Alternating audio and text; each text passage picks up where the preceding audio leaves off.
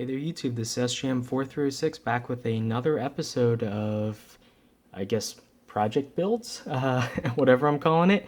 So anyway, this is the NES mini project I've been working on, and I'm a little bit peeved off at Nintendo for how badly they handled the release of the NES Classic Edition.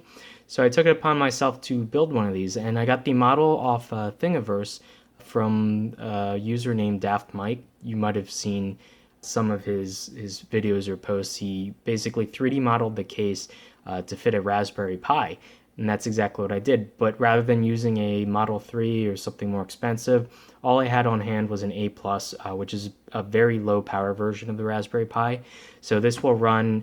I'll show you guys pretty much everything up to SNES and Game Boy Advance. Anything more powerful than that, like for instance N64 PS1 games, it will load them, but it's slow as molasses. It's basically unplayable. But this is a good retro emulation box, all that notwithstanding.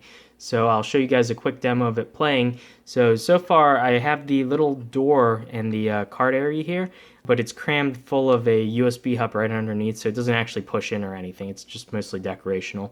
And right underneath this vent fan is a Xbox 360 wireless receiver. So I have this wirelessly synced to 360 controller, so I can actually use that to play. That utilizes one of the four hubs that are available, four USB ports that are available via the hub. One of them is empty. I could put a Bluetooth transceiver or Wi-Fi card in there.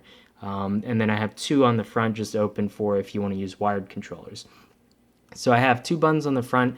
I haven't programmed this one to do anything yet. That'll just be like a simple reset or something. This button is a smart power button. So I have a microprocessor in here. I've shown you guys in a couple videos ago. And what its job is to manage turning on and off the Raspberry Pi safely. So it issues a command instead of just pulling the plug on it. It actually will safely shut down so that the Raspberry Pi doesn't corrupt its file system, its SD card, essentially. So this takes a couple seconds to do. Booting takes quite a while, actually, maybe like 30 seconds, something like that. Shutting down takes only about like 8 to 10 seconds, so that's not horrible. And so I guess we can show you guys. On the back, there's HDMI out, standard composite video and audio out, as well as a USB input. Probably going to end up using a PSP charger, so I'm going to probably enlarge a hole here and then have a DC mini jack so that you can use the PSP charger. Currently I'm using my cell phone charger, which is 5 volts at 2 amps. It still gives some problems with current limiting because I'm actually overclocking this in order to get better performance, so there's some issues with that. Anyway, you can see I painted everything up.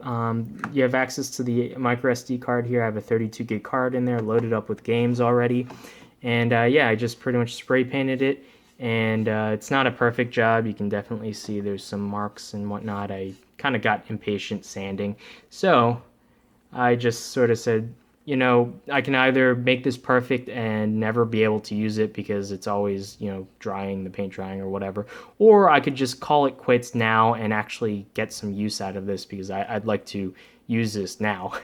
So anyway, so I can give you guys a quick demo, just a little bit of an aside. You can see my wallpaper is properly themed for this. So we can turn this guy on, I can turn on my controller, and hopefully there we go. So you can see here the RetroPie splash screen, and yeah, I'm gonna take you through. I might have to do this one-handed because my stand is not really the greatest, but yeah, you can see it's turning on. I can make some room here. Okay, so here we are at the main menu. It's fully booted up.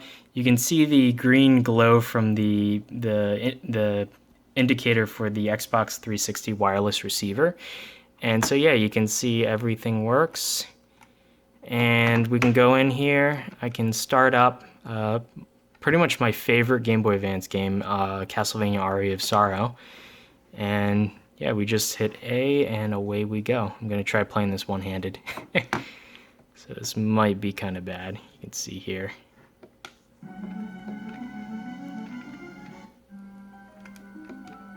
So I have not really gotten far. I just loaded the games and played them a little bit to make sure that they work. Ah. You can see everything does work.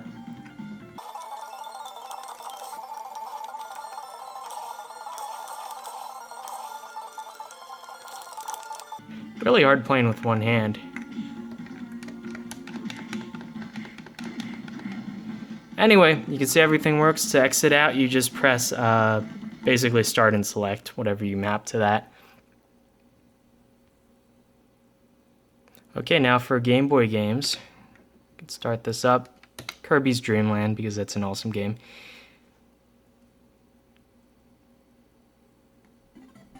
And I love how it has this retro kind of green and dark green color scheme. It looks awesome. It looks like you're playing on an old Game Boy. So yeah, we can just... I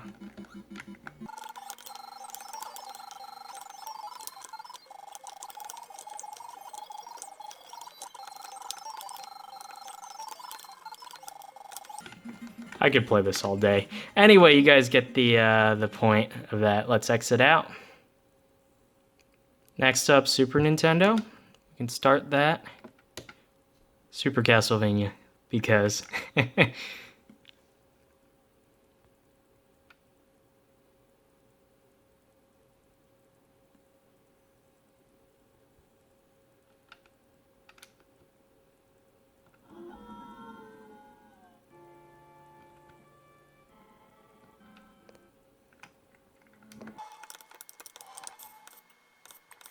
Keep in mind I'm playing this with one hand using the claw.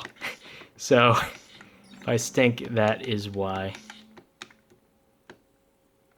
As I die.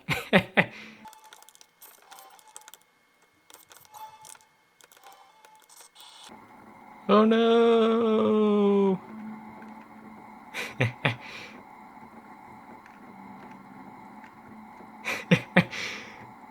Wait.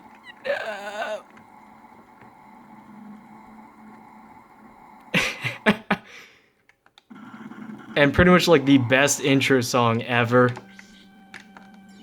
Except for it sounds kind of a little bit messed up, but... Ah, come on.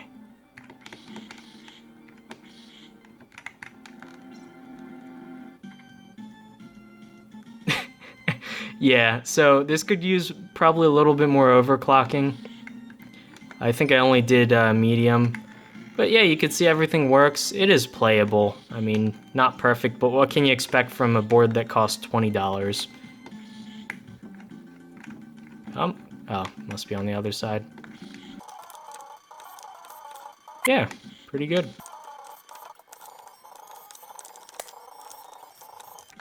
So anyway, yeah, you get the point. So next game.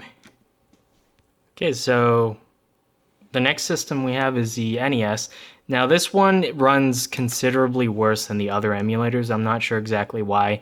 I'm just using the stock emulator, so I probably could do much better, but we're gonna run Super Mario Bros. 3.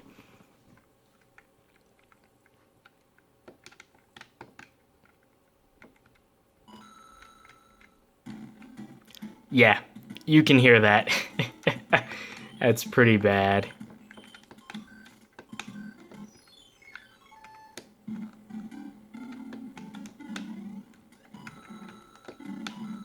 And the aspect ratio is, I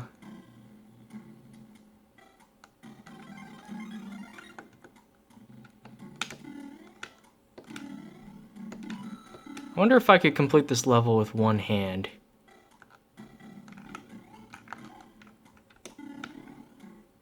Let's see.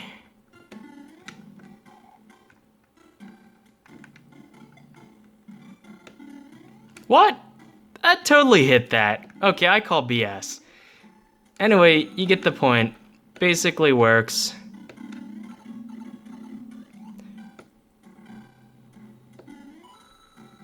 I'm just gonna speed run it.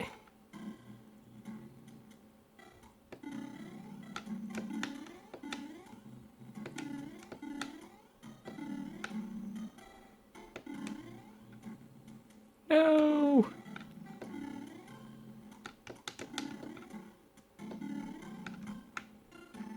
Ah. Anyway, you get the point, so let's see what else. So finally we have the Game Boy Color. Go in here, Link's Awakening.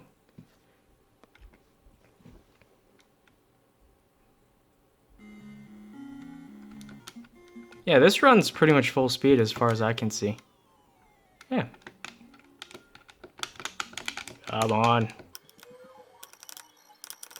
Yeah, they talk a lot at the beginning of this game. Come on. Let me walk.